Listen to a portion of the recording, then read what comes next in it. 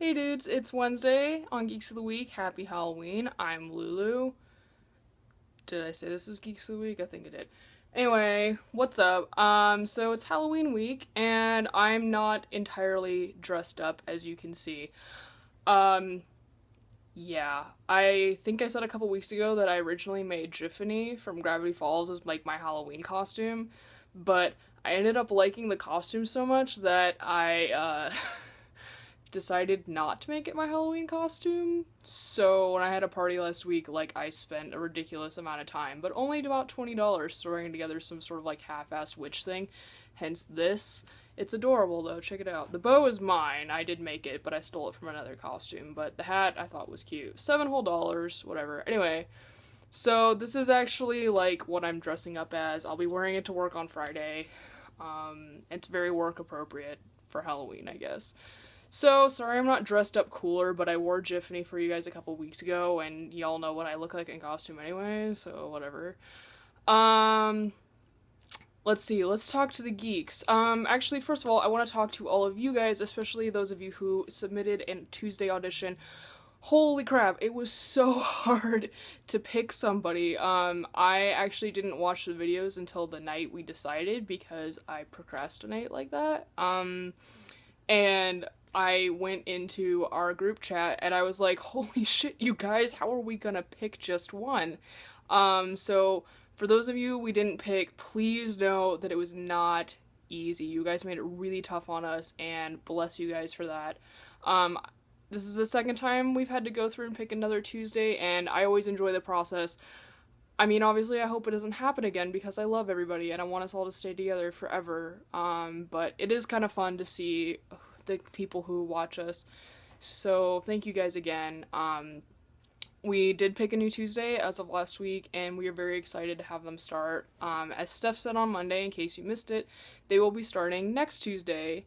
So please watch out for their video. We will be back up to 5 videos a week, except for the weeks where I flake out. But anyway, so Mario, thank you for thinking that my opening song is rad. I didn't think anybody would appreciate the fact that I picked a song that Metallica uses, but you did. And you just continue to have the raddest music taste on this channel next to me.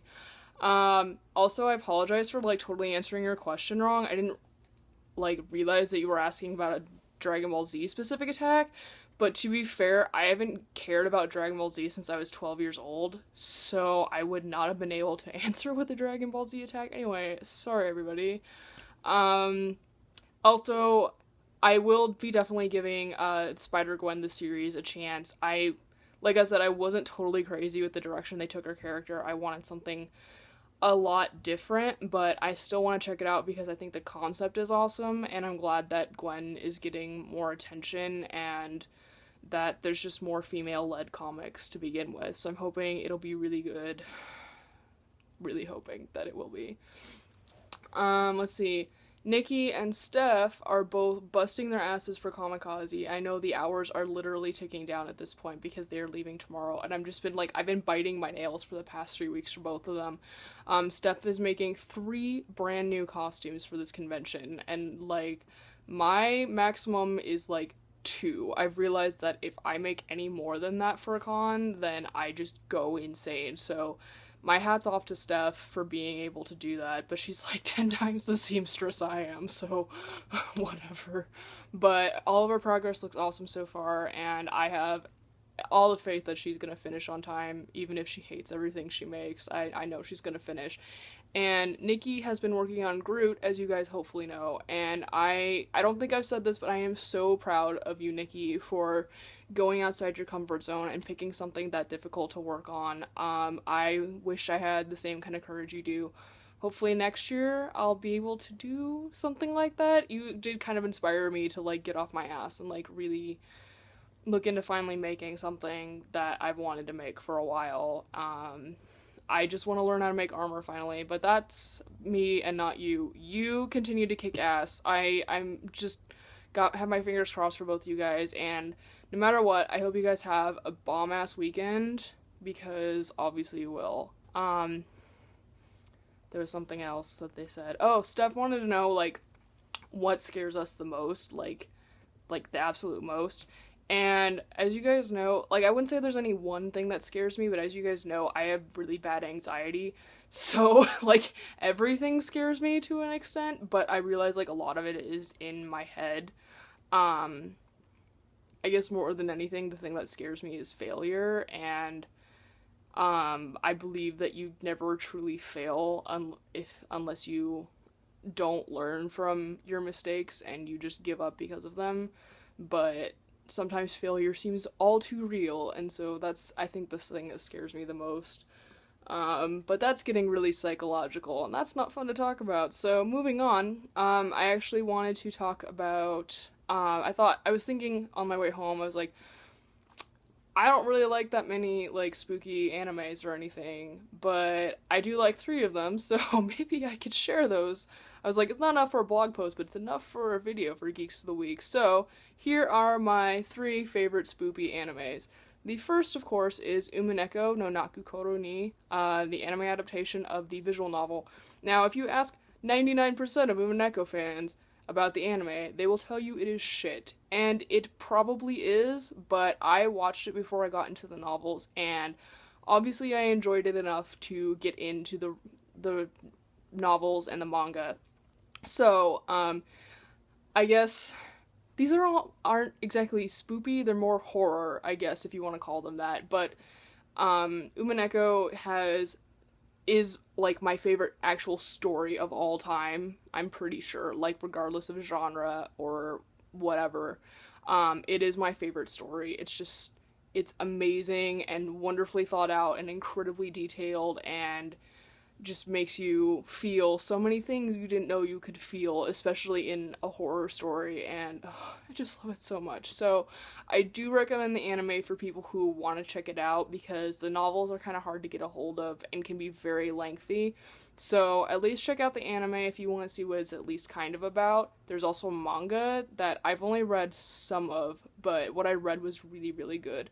So one of those 2, please, for the love of God, more people need to know about Umineko. Unfortunately, the anime is not able to be obtained legally online.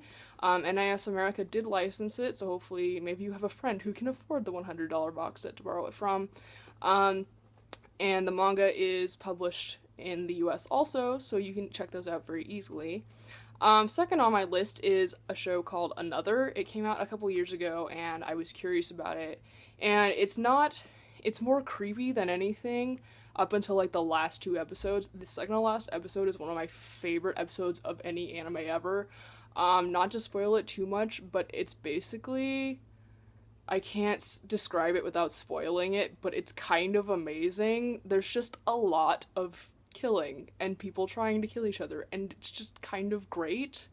I don't know what that says about me, but I enjoyed how psychological it was, and the characters are actually really good. And like I said, it's not very gory until like the last episode or so. So if you're not super into gore or anything like that, Another is a really good one to check out. And it is available on Crunchyroll, so be sure to check that out. And the last one that hopefully you guys already know how it ends, because the fact that it turns out to be a horror anime is kind of a spoiler in itself, but it's a little show we like to call School Days. And I legitimately enjoyed this show so much, I have watched it through from start to finish twice. I'm sorry if you don't know how it ends, but that's, at this point, it's kind of like not knowing that Darth Vader is Luke Skywalker's father in the anime world. But what I enjoy about it is watching its progression from, like, this innocent, stereotypical, like, slice of life anime into this horrific, just completely twisted, fucked up ending. It's just, like, it's fascinating to watch. And so, even if you don't end up liking it, I think it's fun to watch for the kind of train wreck or car accident factor where you just want to see what happens. It's also available on Crunchyroll. And please talk to me about it if you liked it, because I don't know anybody else who actually likes it, but I do, and I don't know what that says about me. Anyway, I've blabbed on for far too long, but if you happened to watch this whole thing, I have a treat for you if you're the first person to grab it. If you tweet me, I will include my Twitter handle in the comments. Comment on my Facebook page or on this video on the Geeks of the Week page. Don't actually comment on the YouTube video because I don't read the comments. If you contact me on Twitter, my fan page, or the Geeks of the Week fan page and say, thanks Lulu, I will send you a 48-hour Crunchyroll guest pass so you can watch all the animes you want this weekend in case you're shut in and not actually going to any Halloween parties. So I will shut up now, and everybody have a happy and safe Halloween, and I'll see you guys next week.